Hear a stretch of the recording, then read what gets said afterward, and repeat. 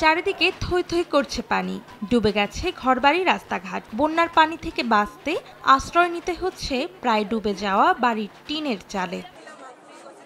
ভারী বৃষ্টি ও বন্যায় বিপর্যস্ত পূর্ব আফ্রিকার দেশ কেনিয়া।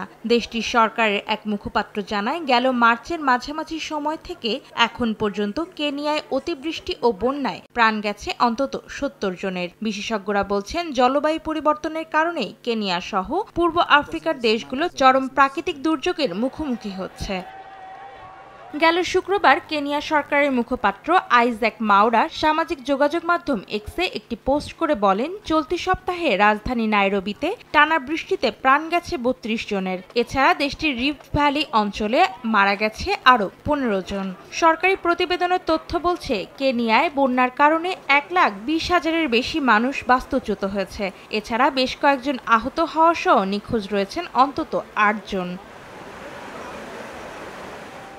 বিকাশে কম খরচে ক্যাশ আউটের লিমিট বেড়ে ৫০,০০০, প্রিয় এজেন্টও ২টা।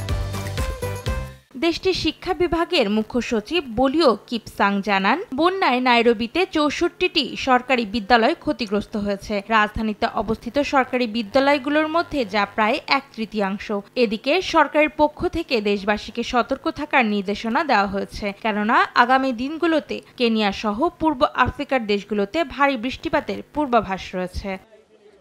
অন্তরা সেন, সময় সংবাদ।